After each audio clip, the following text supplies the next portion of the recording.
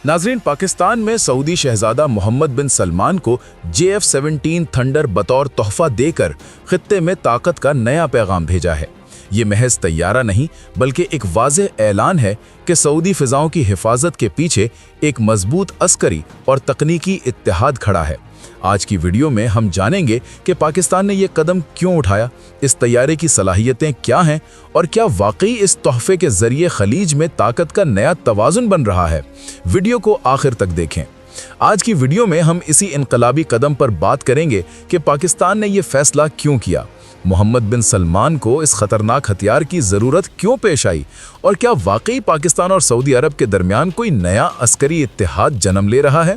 ये सब कुछ जानने के लिए वीडियो को आखिर तक ज़रूर देखें। नाजरीन, अब सवाल ये है कि आखिर मोहम्मद बिन सलमान को इस तैयारे की ज़रूरत क्यों पड़ी। क्या वाकई खलीज में कोई जंग छिड़ने वाली है या ये सब सिर्फ ताकत दिखाने का एक अंदाज है।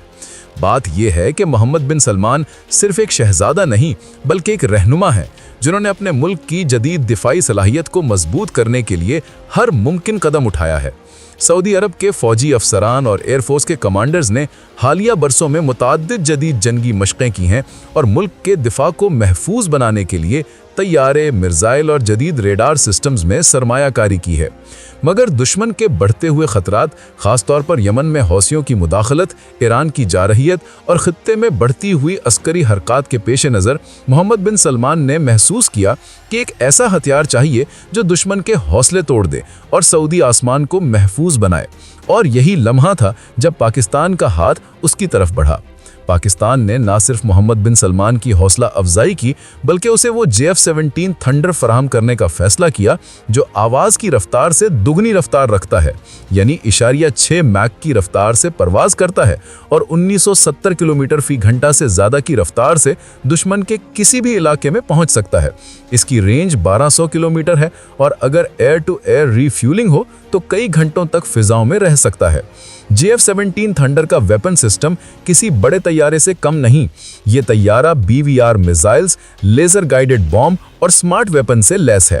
इसका सबसे मशहूर हथियार PL-12 मिसाइल है जो 100 किलोमीटर से ज़्यादा फासले से दुश्मन के तैयारे को निशाना बना सकता है और रात क्रूज मिसाइल भी ले जा सकता है जो ज़मीन पर मौजूद दुश्मन के बंकर्स, कमांड सेंटर्स और असला डिपो को तबाह कर सकता है।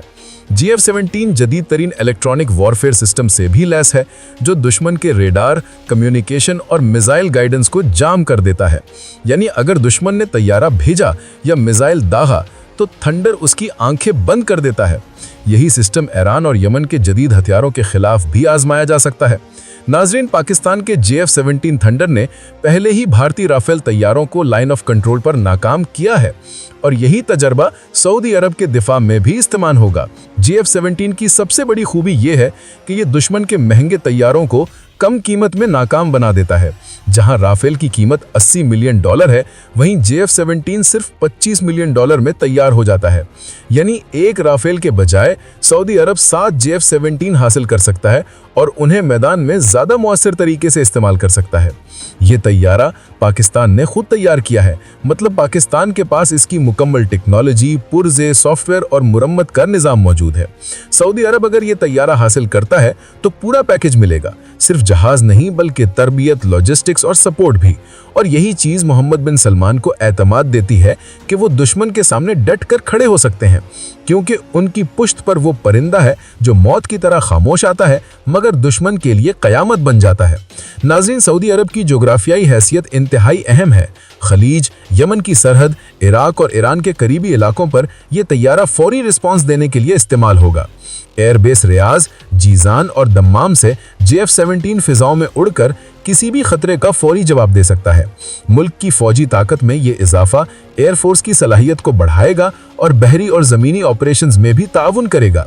मोहम्मद बिन सलमान के तहत सऊदी अरब की जदीद फौजी मशीनरी के साथ ये तैयारा दहशतगर्दी, गैर कानूनी मुदाखलत और दुश्मन की जारहियत के खिलाफ एक मजबूत दिफाई ब्लॉक कायम करेगा। नाज़रीन, पाकिस्तान और सऊदी अरब का ये इत्तेहाद सिर्फ दोस्ती नहीं बल्कि एक अस्करी ब्लॉक है जो खलीज, मशरिक़ वस्ता और अफ्रीका के जनूबी मगरबी किनारे तक असरअंदाज हो सकता है। सऊदी अरब की फौजें पाकिस्तान के मशवरे और JF-17 थंडर की ताकत मिलकर दुश्मन के मंसूबों को नाकाम कर सकती हैं। नाज़रीन, अगर आने वाले महीनों में हम देखें कि सऊदी अफसरान पाकिस्तान में तरबियत हासिल कर रहे हैं या पाकिस्तान के मशीर रियाज और दम्माम में नए दिफाई मंसूबे पर काम कर रहे हैं, तो ये हैरानी की बात नहीं होगी।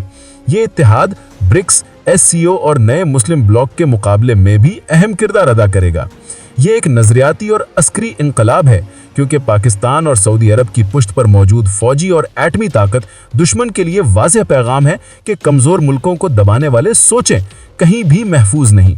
नाजरीन, ये सिर्फ एक तैयारा नहीं बल्कि एक एलामिया है कि अगर तुम सऊदी अरब के अमन या खुद मुख्तारी पर मैली आंख उठाओगे तो जवाब JF-17 थंडर की शक्ल में आएगा, और ये जवाब ज़मीन पर नहीं बल्कि आसमान से भी आएगा। दुश्मन की हर हरकत नाकाम होगी।